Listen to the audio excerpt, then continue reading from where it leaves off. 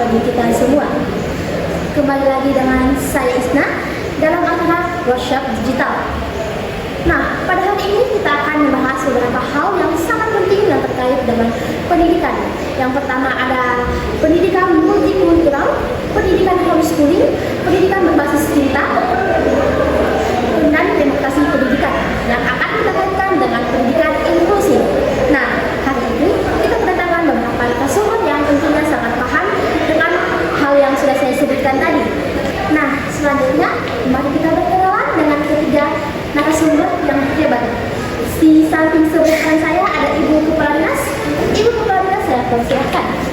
Baik, perkenalkan saya Puja Sri Utami selaku Ibu Kepala Dinas Sulawesi Tenggara. Nah, selanjutnya ada Ibu Kepala Sekolah. Ibu Kepala Sekolah, saya persilahkan. Perkenalkan, nama saya Aris Mayana selaku Kepala Sekolah SMA Negeri 1 Ponsel. Nah, selanjutnya ada Ibu Guru yang cantik. Untuk Ibu Guru yang cantik, saya persilahkan. Oke, baik. Perkenalkan, nama saya Reseka Pratiwi. Saya salah satu guru dari SMA 1 Konawe Selatan.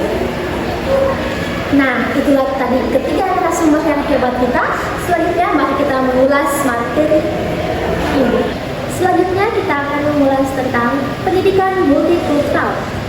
Saya akan bertanya kepada Ibu Kepala Sekolah.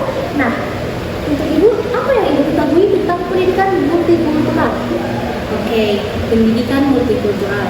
Pendidikan multikultural adalah proses pengembangan potensi manusia yang menghargai pluralitas sebagai konsekuensi keragaman budaya, etnis, suku, serta aliran agama. Baik, nah Bu, selanjutnya mengapa pendidikan multikultural perlu diterapkan di sekolah? Menurut dari saya sendiri pribadi selaku kepala sekolah, mengapa pendidikan multikultural itu harus diterapkan di sekolah? Karena begini, kan pendidikan multikultural itu guna mengembangkan budaya, suku, etnis, serta agama. Nah, selain peserta didik yang harus dikembangkan budayanya, agama, ataupun etnisnya, guru-guru juga bisa dikembangkan pendidikan multikulturalnya. Mungkin sekiranya jika pendidikan multikultural diterapkan, guru juga bisa ikut belajar bersama dengan peserta didiknya sambil mengarahkan kepada peserta didiknya. Terus mengapa itu sangat penting diterapkan? Karena pengembangan budaya sekarang itu sudah minim. Mereka sudah lebih mengarah ke globalisasi.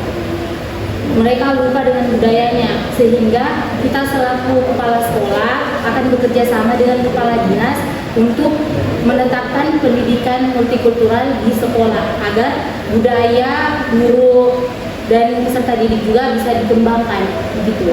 Baik.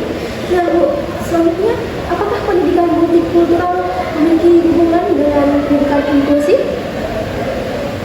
Pendidikan inklusif dengan pendidikan multikultural, mereka itu sangat memiliki hubungan karena begini. Kan kita sudah pahami bahwa pendidikan inklusif itu suatu sistem yang mempersatukan atau menyatukan proses belajar antara anak berkebutuhan khusus dengan anak yang normal. Nah, kan kalau untuk anak normal kan pasti sudah paham dengan budaya, sudah tahu etnis, suku. Tetapi berbeda dengan anak yang berkebutuhan khusus.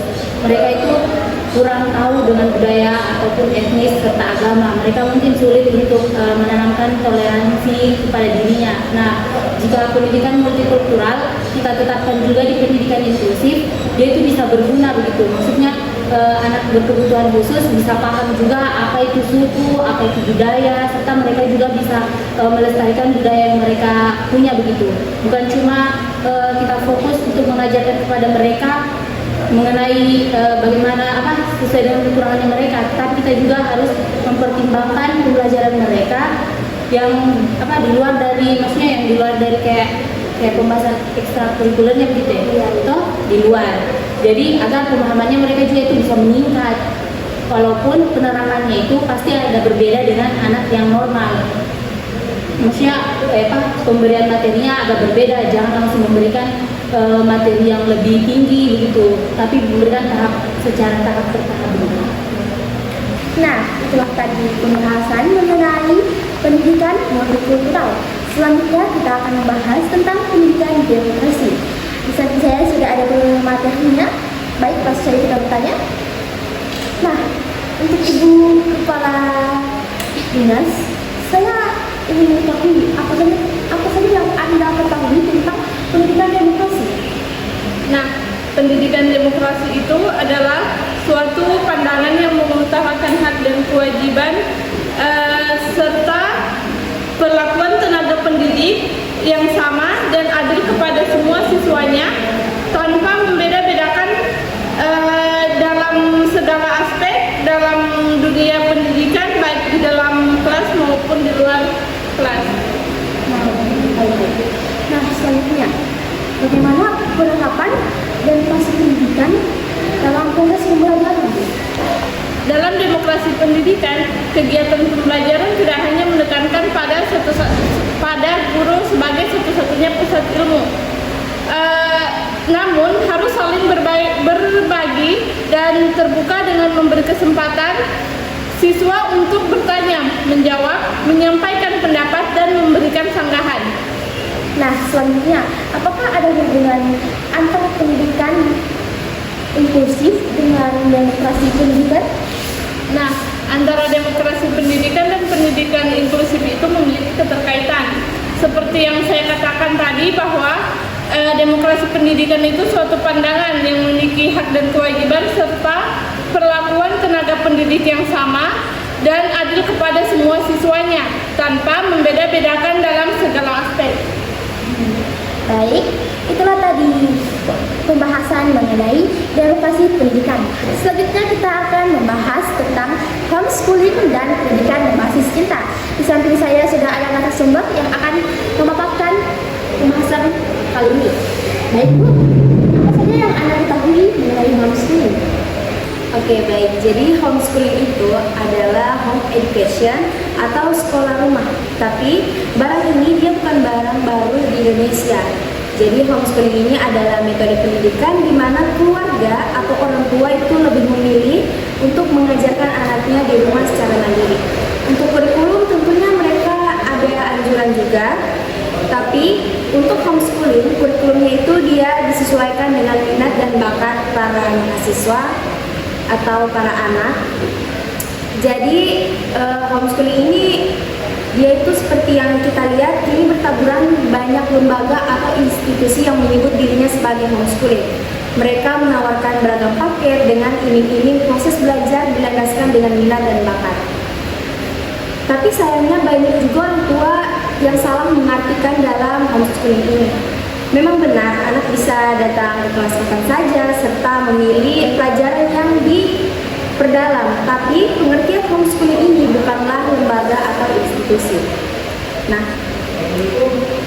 kerancuan ini menimbulkan banyak pertanyaan kurang tepat mengenai homeschooling. Seperti kayak tempat pendaftaran di mana. Padahal kita bisa tahu seperti yang saya jelaskan tadi, homeschooling itu dia tidak punya iming-imingan bahwa dia punya sekelas institusi atau lembaga, tapi dia mempunyai link tersendiri yang bisa kita cari dan juga tentunya terpercaya ya. Jadi kesimpulannya untuk para orang tua yang ingin mengajarkan anaknya secara mandiri di rumah atau homeschooling ini tidak usah salah mengartikan dalam homeschooling ini, karena homeschooling juga dia sudah istilahnya sudah diresmikan juga sama pemerintah, dia juga punya undang-undang tersendiri. Jadi untuk anak-anak yang mungkin dia pengen kelas tersendiri, jadi bisa menggunakan homeschooling karena dia juga tentunya akan dapat ijazah sesuai dengan apa yang dia laksanakan dengan kurikulum tersebut.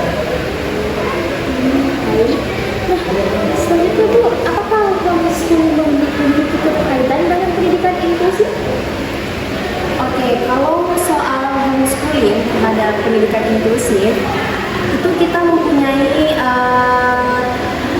tolak belakang terhadap itu, karena kami tidak setuju karena pendidikan inklusif itu kan dia hubungan antara anak yang normal sama anak yang berkebutuhan khusus. Jadi kalau untuk anak berkebutuhan khusus kami tidak menyarankan homeschooling karena kalau kita memaksakan anak yang sudah berkebutuhan khusus mengikuti homeschooling atau belajar mandiri di rumah, mungkin dia akan merasa bahwa dirinya itu tidak diterima di dunia, dirinya itu kayak tidak akan diterima oleh teman-teman yang lain gitu di lingkungannya.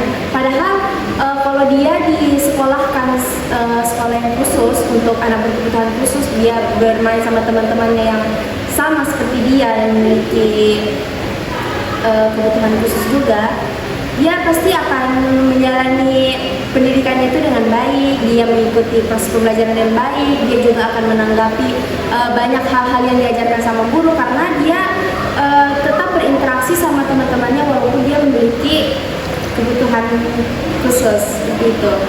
Jadi kami bertolak belakang terhadap anak-anak yang berkebutuhan khusus itu harus mengikuti homeschooling.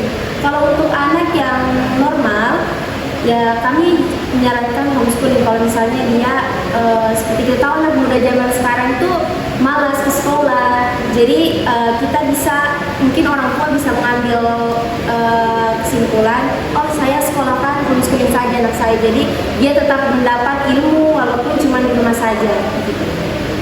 Nah, kita beralih ke pendidikan berbasis cinta. Nah, apa saja yang ibu ketahui mengenai pendidikan berbasis cinta? Oke, jadi kalau persoalan pendidikan berbasis cinta ini, yaitu yang dimaksudkan adalah bagaimana cara guru itu mengaplikasikan rasa cinta dia kepada siswanya. Jadi pada saat guru mengajar, dia itu caranya sopan, terus juga dia bisa membawa diri dengan baik, dia bisa berbaur dengan siswanya dengan baik. Jadi dia tidak kayak guru yang bersifat kasar gitu.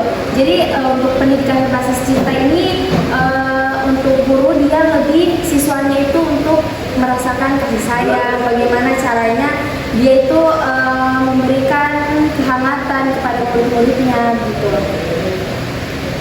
Nah, baik. Itulah tadi jawaban tentang pendidikan berbasis cinta. Nah, itulah tadi 4 pembahasan kita pada hari ini.